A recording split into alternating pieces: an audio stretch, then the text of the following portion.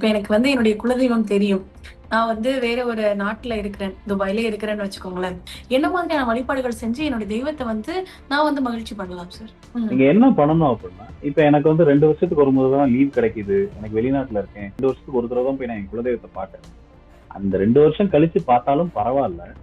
என்ன வழிமுறைகள் செய்யணுமோ, அத ப்ராப்பரா செஞ்சுட்டு வந்துருங்க. நீங்க ம். அடுத்த முறை போற வரைக்கும் அந்த குலதெய்வம் வெயிட் பண்ணும். ஸோ பிரசனம்ங்கிறது வந்து யார் வந்து கேட்டாலும் அவங்களுக்காக தயாரா இருக்கு. அப்படின்றதுனால இதுல மதம் கடந்த ஒரு விஷயம். இதுல போய் நம்ம இந்த இதுல இருக்கிறவங்க தான் வந்து பார்க்கணும். எனக்கு இதுல உண்மையிலேயே நமக்கு தேவை என்னன்னா நம்பிக்கை தான். நான் ஒரு கண்டிப்பா. விஷயம் இந்த மாதிரி பாக்குறேன், நான் தெரிஞ்சுக்கிறேன், என் லைஃப் அடுத்து மாறும். மாற்று மதத்துல இருக்கவங்களும் கேட்கிற கேள்வி எங்களுக்கும் குலதெய்வம் இருந்திருக்கும் இல்லையா? இப்ப நாங்க இப்போ சமீபத்துலதான் மாற்று மதத்துக்கு வந்திருக்கோம். அப்ப ம். எங்களுக்கும் குலதெய்வம் இருக்கும் இல்லையா? அப்ப அந்த குலதெய்வத்தை நாங்க எப்படி எடுக்கிறது? எப்படி கண்டுபிடிக்கிறது? அப்படி கண்டுபிடிச்சா நாங்களும் போய் இந்த மாதிரி வழிபாடு எல்லாம் பண்ணலாமா? அதுக்கான நேரம் வரும்போது குலதெய்வம் ஆட்டோமேட்டிக்கா அவங்களுக்கு வந்து காமிச்சு கொடுக்க போகுது. நான் இங்கதான் இருக்கேன் வந்து பாருங்க அப்படின்ட்டு. 1000 தான் வெளிநாட்டுல இருந்தாலுமே அவங்களுக்கு மனசெல்லாம் பாத்தீங்கன்னா நம்ம தாய்நாட்டை நோக்கி வரணும். தாயகத்துல தான் இருக்கேன். இந்தியால வந்து செட்டில் ஆகணும் அப்படிங்கிற சம்பாதிக்கிற வரைக்கும் சம்பாதிச்சுட்டு அதுக்கப்புறம் இந்தியால வந்து நம்ம செட்டில் ஆயிடுவோம். நம்ம சொந்த ஊர்ல ஏதாவது விவசாயம் பண்ணுவோம். இப்படி கேள்வி கேட்கறவங்க தான் நிறைய பேர் இங்க. 90% பேர் நாங்க எப்போ இந்தியா கிளம்புவோம் அப்படிங்கிற கேள்விதான். சரி பசங்க படிச்சுட்டு இருக்காங்க. என்னோட வேலை இங்க இருக்கு. அது வரைக்கும் நான் இங்க இருக்கேன். செய்யற வேலை சரியா, எடுக்க போற டிசிஷன் கரெக்டா, அடுத்து இந்த வேலையை விட்டுட்டு வேற ஒரு வேலை மாறலாம்னு இருக்கேன். ஏன்னா இன்னைக்கு நான் எடுக்க போற டிசிஷன் அடுத்த இன்னொரு 10-15 வருஷம் என் லைஃப் அப்படிதான் கூட்டிட்டு போக போகுது. அப்ப நான் ஒரு தப்பான டிசிஷன் எடுத்துடக்கூடாது. ஸோ இந்த மாதிரியான கைடன்ஸ் தான் இங்க நிறைய பேர் வெயிட் பண்ணிட்டு இருக்காங்க. ஸோ அந்த வகைக்கு இப்ப நம்ம இந்த டைம்ல வந்திருக்கிறது அவங்களுக்கு ஒரு பெரிய பிளஸ்ஸா இருக்கு. இப்ப எனக்கு என்னுடைய குலதெய்வம் தெரியும். நான் வேற ஒரு நாட்ல இருக்கிறேன். துபாய்ல இருக்கிறேன்னு வச்சுக்கோங்களேன். இப்ப என் குலதெய்வத்த வருஷத்துக்கு ஒரு தடவ போய் பார்க்கவோ, அதுக்கு படையல் குடுக்கவோ, பொங்கல் வைக்கவோ என்னால முடியல அப்படின்ற பட்சத்துல, என்ன மாதிரியான வழிபாடுகள் செஞ்சு என்னுடைய தெய்வத்த நான் மகிழ்ச்சி பண்ணலாம் சார்? உங்களுக்கு தெய்வத்துக்கு போய் முடியல, பண்ண முடியல அப்படின்னு தெரிஞ்ச மாதிரி தெய்வத்துக்கும் தெரியும். நீங்க போய் வேற ஒரு இடத்துல இருக்கீங்க அப்படிங்கிறது தெய்வத்துக்கு நல்லா தெரியும். நீங்க ம். என்ன பண்ணணும் அப்படின்னா, இப்ப எனக்கு வந்து 2 வருஷத்துக்கு ஒரு முறை தான் லீவ் கிடைக்குது. எனக்கு வெளிநாட்டுல இருக்கேன். 2 வருஷத்துக்கு ஒரு தடவ தான் போய் நான் என் குலதெய்வத்த பார்க்கறேன். அந்த 2 வருஷம் கழிச்சு பார்த்தாலும் பரவால்ல. என்ன வழிமுறைகள் செய்யணுமோ அத ப்ராப்பரா செஞ்சுட்டு வந்துருங்க.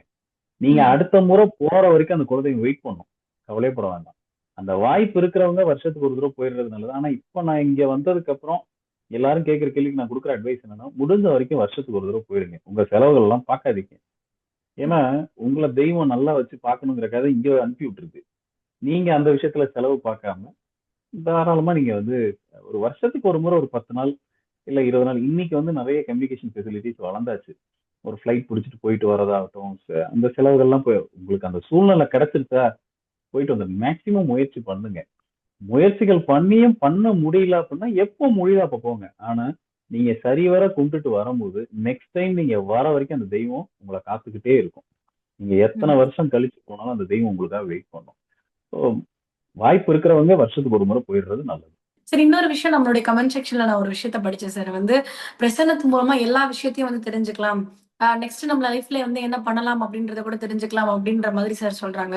இப்ப நான் ஒரு மாற்று மதத்தை சார்ந்த ஒருத்தரா இருக்கிறேன். நான் நீங்க சொல்ற மாதிரி துபாய்ல தான் இருக்கேன். நான் இப்ப என்னுடைய பேருக்கோ, இல்ல நான் எனக்கு தெரிஞ்ச என்னுடைய டேட் ஆஃப் பர்த் வச்சோ பிரசன்னம் பார்க்கிறேன் அப்படின்னா, நான் அடுத்து என்ன விஷயங்கள் பண்ணலாம் லைஃப்ல அப்படின்றத பிரசன்னம் எனக்காக சொல்லுமா? ஒரு மாற்று மதத்தை சார்ந்தவர்களுக்கு அப்படின்னு சொல்லி கேட்டிருக்கிறாங்க. அதுவுமே பாசிபிளா சார்? இங்க நான் வந்து பார்த்த பாதி பிரசனங்களுக்கு மேல எல்லாரும் மாற்று மதத்துல இருந்து தான் வந்து பார்த்தாங்க. ம். ஸோ பிரசனம்ங்கிறது வந்து யார் வந்து கேட்டாலும் அவங்களுக்காக தயாரா இருக்கு. அப்படின்றதுனால இதுல மதம் கடந்த ஒரு விஷயம்.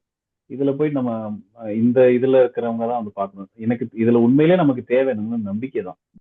நான் ஒரு கண்டிப்பா. விஷயம் இந்த மாதிரி பார்க்கிறேன், நான் தெரிஞ்சுக்கிறேன், என் லைஃப் அடுத்து மாறும் அப்படிங்கிற நம்பிக்கை தான். இல்ல எனக்கான கேள்விக்கான பதில் எனக்கு பிரசன்னத்துல கிடைக்க போகுது. அது கிடைச்சதுக்கு அப்புறம் நான் அதை மேற்கொண்டு செஞ்சதுக்கு அப்புறம் என் லைஃப் என்னவா மாறப்போகுது. இது மட்டும்தான் இங்க பேச்சு. யார் வேணாலும் வந்து இங்க பிரசன்னம் கேட்கலாம். இன்னும் சொல்ல ம். போனா இங்க வந்து மற்ற நாட்டுக்காரங்க, மற்ற மொழி பேசுறவங்க இதுல வந்து கலந்துதான் வந்து பிரசனம் கேட்கறாங்க. இதுல யார் ம். வேணாலும் வந்து கேட்கலாம். அதுக்கு வந்து இதுக்கு வந்து ஒரு பவுண்டரி எல்லாம் ஒண்ணும் கிடையாது. இவங்க தான் வந்து கேட்கணும், இன்னார் தான் வந்து கேட்கணும். அப்படி மாற்று மதத்துல இருக்கவங்களும் கேட்கிற கேள்வி எங்களுக்கும் குலதெய்வம் இருந்திருக்கும் இல்லையா? இப்ப நாங்க இப்போ சமீபத்துல தான் மாற்று மதத்துக்கு வந்திருக்கோம். அப்ப ம். எங்களுக்கும் குலதெய்வம் இருக்கும் இல்லையா? அப்ப அந்த குலதெய்வத்த நாங்க எப்படி எடுக்கிறது? எப்படி கண்டுபிடிக்கிறது? அப்படி கண்டுபிடிச்சா நாங்களும் போய் இந்த மாரி வழிபாடுலாம் பண்ணலாமா? அதுக்கான நேரம் வரும்போது குலதெய்வம் ஆட்டோமேட்டிக்கா அவங்களுக்கு வந்து காமிச்சு கொடுக்க போகுது. நான் இங்கதான் இருக்கேன், வந்து பாருங்க அப்படின்ட்டு. ஸோ என்ன அவங்க கேட்கறாங்களோ, இதுல வெறும் தெய்வத்துக்கான பிரச்சனைகள் மட்டும் இல்லாம, கூடுமான வரைக்கும் அவங்களுக்கு அடுத்த கட்ட கேள்வி என்னன்னா, நான் இந்தியால வந்து ஏதாவது ஒரு ப்ராப்பர்ட்டி வாங்குவேனா, வீடு வாங்குவேனா, நான் பிற்காலத்துல வந்து இந்தியால வந்து செட்டில் ஆவேனா, இல்ல நான் இப்ப இருக்கிற லைஃப் இது எவ்வளவு நாளைக்கு லீட் பண்ணுவேன். ஏன்னா எல்லாருக்கும் 1000 தான் வெளிநாட்டுல இருந்தாலுமே அவங்களுக்கு மனசெல்லாம் பாத்தீங்கன்னா நம்ம தாய்நாட்டை நோக்கி வரணும், தாயகத்துல தான் இருக்கும். இந்தியால வந்து செட்டில் ஆகணும் அப்படிங்கிற மாதிரி சம்பாதிக்கிற வரைக்கும் சம்பாரிச்சுட்டு அதுக்கப்புறம் இந்தியால வந்து நம்ம செட்டில் ஆயிடுவோம், நம்ம சொந்த ஊர்ல ஏதாவது விவசாயம் பண்ணுவோம், இப்படி கேள்வி கேட்கறவங்க தான் நிறைய பேர் இங்க. 90% பேர் நாங்க எப்போ இந்தியா கிளம்புவோம் அப்படிங்கிற கேள்விதான். சரி, பசங்க படிச்சுட்டு இருக்காங்க, என்னோட வேலை இங்க இருக்கு, அது வரைக்கும் நான் இங்க இருக்கேன், அதுக்கப்புறம் அப்படின்ற மாதிரி ஒண்ணு.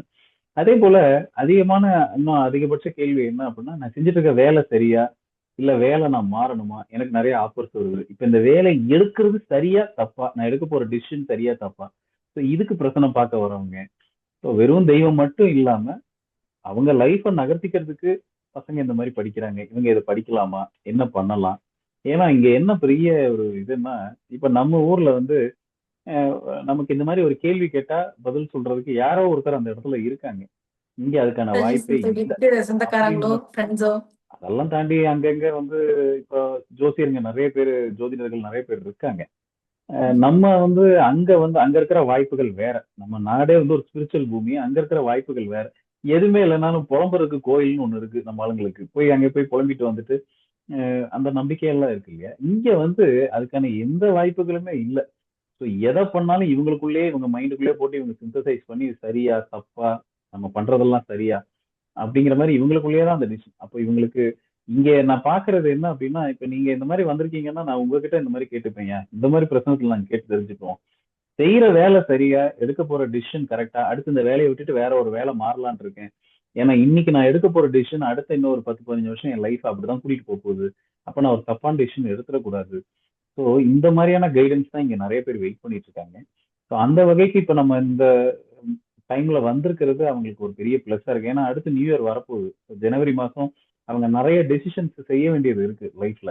அவங்களுக்கு இது ரொம்ப ஒரு ஹெல்ப்ஃபுல்லான ஒரு செஷன் தான் இங்க நிறைய பேருக்கு அமைஞ்சது. அதுவும் எனக்கு ரொம்ப மகிழ்ச்சி தான். ஏன்னா இவ்வளவு தூரம் வந்ததுக்கு நமக்கு பயனுன்றத விட அது மத்த வந்தவங்களுக்கு ரொம்ப பயனுள்ளதா இருக்கணும். நம்ம வந்து வெறும் கிளாஸஸ் எடுத்துட்டு வெறும் கிளாஸ் டெலிவர் மட்டும் பண்ணிட்டு போறது இல்லாம, இந்த மாதிரி பிரசன்னம் கேட்கறவங்களுக்கு அவங்க லைஃப்ல சில டிசிஷன்ஸ் எடுக்க போறாங்கன்றப்போ ஒரு கரெக்டான டைமுக்கு வந்திருக்கோம் அப்படிங்கிற திருப்தி எனக்கு இருக்கு.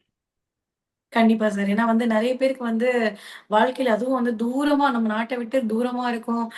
பேசுறதுக்கு யாரும் இல்ல. அடுத்த கட்ட முடிவுகள் என்ன எடுக்கணும் அப்படின்ற ஒரு குழப்பத்துல இருக்கிறவங்களுக்கு, நீங்க தெளிவான முடிவுகள பிரசன்னம் மூலமா குடுக்குறது ரொம்பவே சந்தோஷம் சார். ஏன்னா இந்த பிரசனம் அப்படின்றது மதங்கள கடந்தது அப்படின்னு சொல்லியிருக்கீங்க. ஸோ எல்லா மதத்தை சார்ந்த அந்த கமெண்ட்ல கேட்ட மாதிரி எல்லா மதத்துல இருக்கிறவங்களும் உங்களுடைய வாழ்க்கையில அடுத்த கட்ட முடிவுகள் என்ன எடுக்கணும் அப்படின்ற குழப்பத்துல இருந்தீங்கன்னா, அந்த பிரபஞ்சத்துக்கிட்ட இருந்து ஒரு ஆன்ஸர வாங்கி நாங்க குடுப்போம். அப்படின்றத ரொம்ப அழகா பண்ணிட்டு இருக்கீங்க சார். வேற ஏதாவது அனுபவங்கள் பிரசன்னத்து மூலமா துபாய்ல உங்களுக்கு கிடைச்சதா? அத எங்க கூட பகிர்ந்துக்க முடியுமா சார்?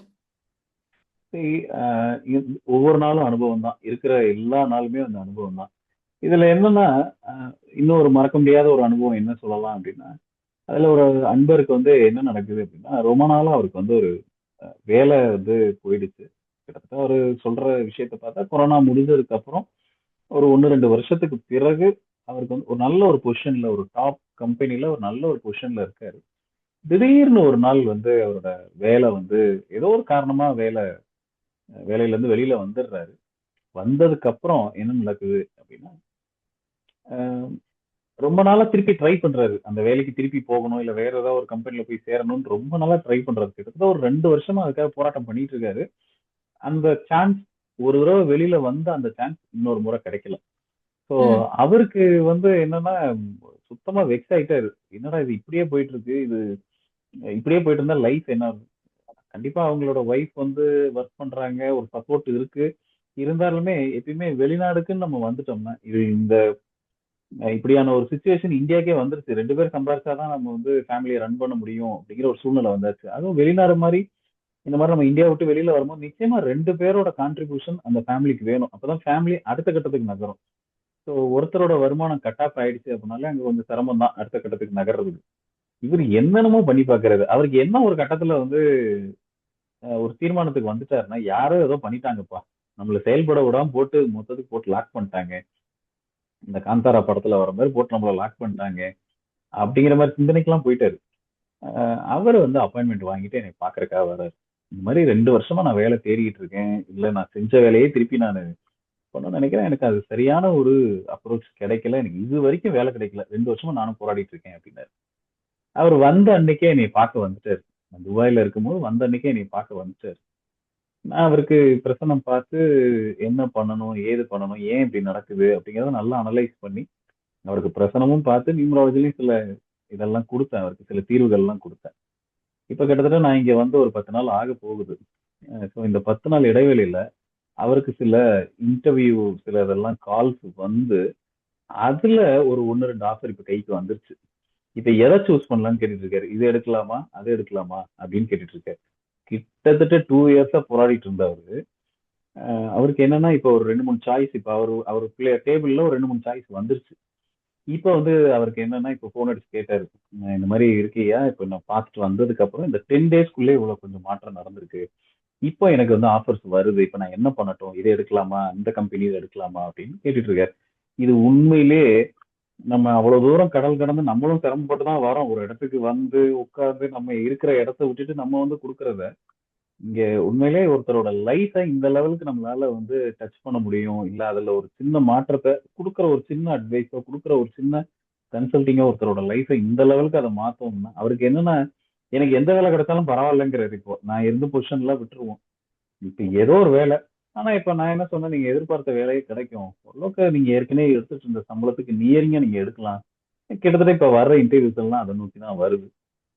இது உண்மையிலே வந்து ஒரு ஒரு நான் பார்த்த பிரசன்னங்கள்லே ஏன்னா 10 நாள்ல ஒருத்தருக்கு 2 வருஷம் நடக்காத ஒரு மாற்றம் 10 நாள்ல கிடைக்குதுன்னா அவரை விட இப்ப எனக்கு தான் ஆர்வம் கூடிருச்சு. இது இது வந்து அந்த சாத்தியமானோடனே எனக்கு தான் இப்ப ஆர்வம் கூடிருச்சு. பரவாயில்ல நம்ம சொன்ன பிரசன்னம் இந்த அளவுக்கு ரொம்ப நெருங்கி நான் அவர்கிட்ட சொன்ன வார்த்தை என்னன்னா, இந்த மாசத்துக்குள்ள நான் கிளம்புறதுக்குள்ளே உங்களுக்கு எல்லாமே நல்லது நடந்துரும், டோன்ட் வரி அப்படின்னு சொல்லி தான் அனுப்புனேன். அது உள்ளபடியே அது நடக்கும்போது ரொம்ப ஒரு மகிழ்ச்சியான ஒரு விஷயம் தான்.